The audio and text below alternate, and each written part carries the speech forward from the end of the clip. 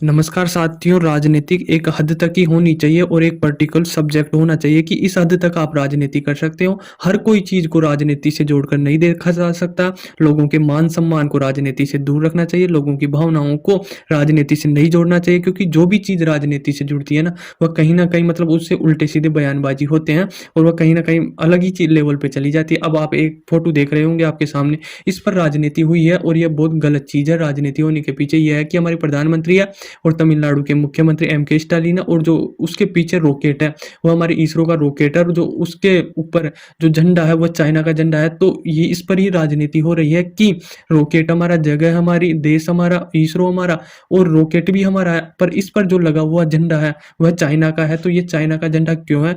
तो मैं बोल रहा था ना कि एक हद तक ही आप राजनीति कर सकते हो।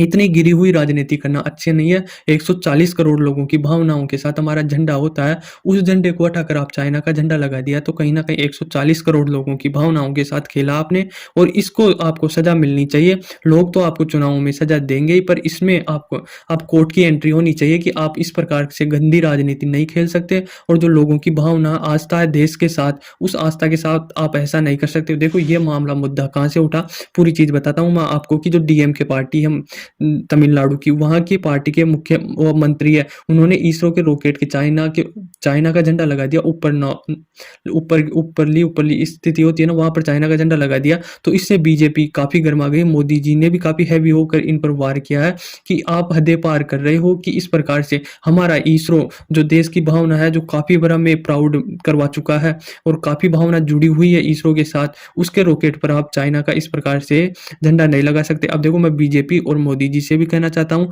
कि इस प्रकार के मामलों पर आप अपनी राजनीति न करें, ऐसी गंदी राजनीति न करें। इनको कड़ी से कड़ी सज़ा दें कि कोई फिर आगे उठकर ऐसा काम ना कर पाए, क्योंकि आप इस प्रकार से राजनीति खेल लोगे, अभी तो आप भावना लोगों के मन में आपका विश्वास जता लोगे। भाई देखो डीएमके ने इस प्रकार से रॉकेट पर चाइना का झंडा लगाया, गलत है और बीजेपी और मोदी जी ने इसको ऐसा किया। पर इनको कड़ी से कड़ी सज़ा देनी चाहिए ताकि इस प्रकार की जो देश मतलब एक लेवल पे हो सकती है राजनीति, एक नेता दूसरे नेता के बारे में बोल सकता है, उसके कामों के बारे में बोल सकता, पर ये तो सामूहिक काम है ना, मतलब देश को तो एकजुट होना चाहिए ना, देश का फ्लैग है, देश की जो चीज़ें हैं उनको तो इस प्रकार से नकारना ना चाहिए ना। चाइना का झंडा तुम रॉकेट पे लगा दिए, इसका क्या मतलब हो सकता है?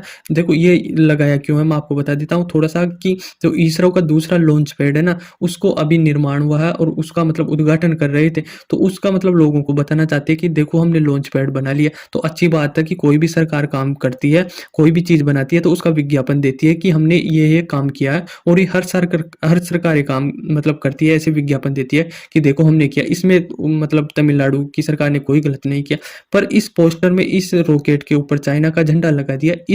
ये चीज़ गलत की है कि जो चीज़ें सारी हमारी है, हमारे टैक्स के पैसे से इसरो चलता है, इसरो हमारा है, भारत की मतलब वो सारी चीज़ें हमारी है, तो फिर आपने चाइना का झंडा क्यों लगाया? तो इसने ये चीज़ गलत कर दी कि ये झंडा लगाकर अब देखो और इसका बचाव में क्या बोल रहे हैं जो एम के स्टालिन के मंत्री है ये कि चाइना क्या हमारा दुश्मन थोड़ी है, इसको दुश्मन थोड़ी घोषित कर दिया है, हमने क्या गुनाह कर दिया चाइना का झंडा लगाकर। तो ये अब इनसे बताना चाहिए कि इनको क्या गुनाह कर दिया है।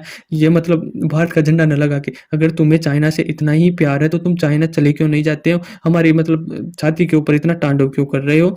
जब हमारा झंडा है, हमारा देश है, हमारी लोगों की भावना है, सारी चीज़ हमारी है, तो फिर तुम्हें चाइना की ज़रूरत पड़ कहाँ से गई? और तुम्हें इतनी ही ज़रूरत पड़ रही है, तो आप अपने बोरे बिस्तर बाँधो और उसी रास्ते से चाइना की ओर चले जाओ, तुम्हारी ज़रूरत कोई नहीं है। और इनका और मंत्रियों का क्या कहना है कि हमें पता ही नहीं है ये तस्वीर कहाँ से ली गई है और कैसे आ गई। तो इसका सीधा-सीधा उत्तर यह है कि जब विज्ञापन छपता है, तो कई मंत्रियों की परमिशन से छपता है, कहीं प्रोसेस होकर गुज़रता है। तो उन प्रोसेस में आपको पता ही नहीं लगा, छोटे से छोटे बच्चे को मालूम है कि जब प्रधानमंत्री हमारा, मुख्यमंत्री हमारा, पीछे इसरो का रॉकेट है, तो उस पर झंडा किसका लगेगा? ऑब्वियस सी बात है कि भारत का ही झंडा लगेगा जब सारी चीज़ें हमारी है।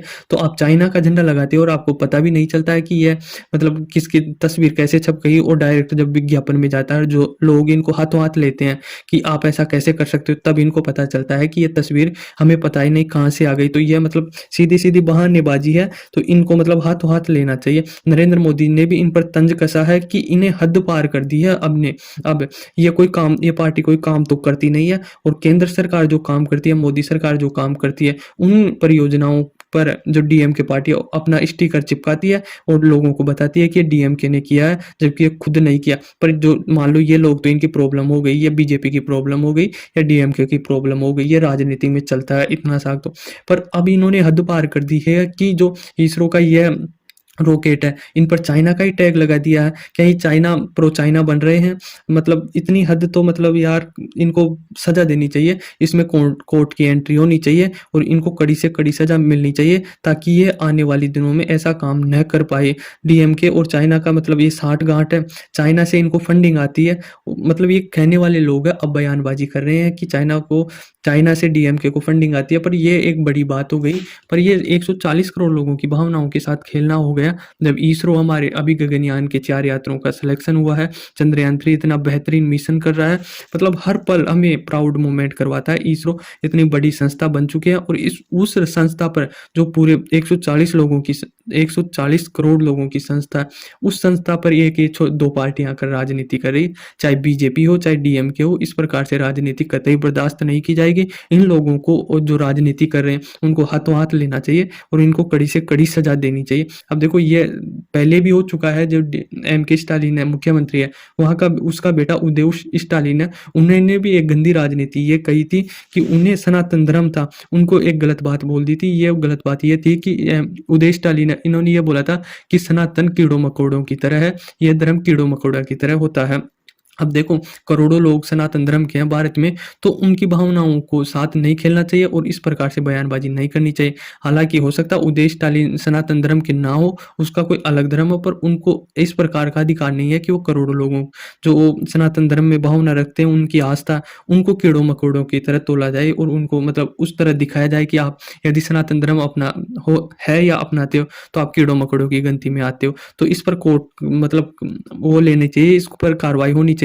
पर तब भी कोर्ट ने कोई कार्रवाई नहीं की थी। ऐसे बोल दिया था कि अभिव्यक्ति की आज़ादी है, पर इतनी आज़ादी भी अच्छी नहीं है कि जो लोग करोड़ों लोगों की भावनाओं के साथ खेला जाए। पर तब एक्शन नहीं लिया गया। यदि तभी ले लिया होता ना, तो आज ये टीएमके पार्टी इस प्रकार चाइना का झंडा नहीं लगाती है।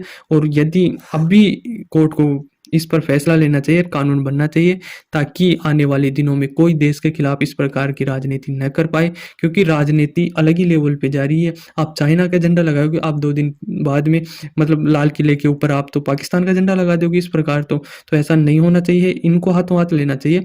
विवाद होने के बाद में यहाँ के मंत्री जो डीएमके के मंत्री हैं, उन्होंने इनका बीच बचाव करते हुए पाए गए और बीच बचाव में ये बोल रहे हैं कि आपको दिक्कत क्या है? चाइना का झंडा लगा दिया तो दिक्कत क्या है? तो मतलब दिक्कत कुछ नहीं है।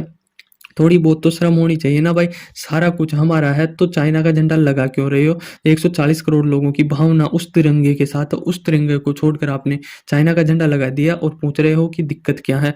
और अब इनसे पूछना चाहिए कि तुमने क्यों लगाया? यदि तुम्हें इतनी ही प्रॉब्लम है इस देश से, तो इस देश को छोड़ के चले जाओ। आपके जैसे 36 आएंगे, 36 जाएंगे। भारत को आपके जैसे लोगों की जरूरत नहीं है। तो भारत को इसको हाथों हाथ लेना चाहिए और इस प्रकार की राजनीति करने वाली पार्टियों को मतलब बर्खास्त कर देना चाहिए।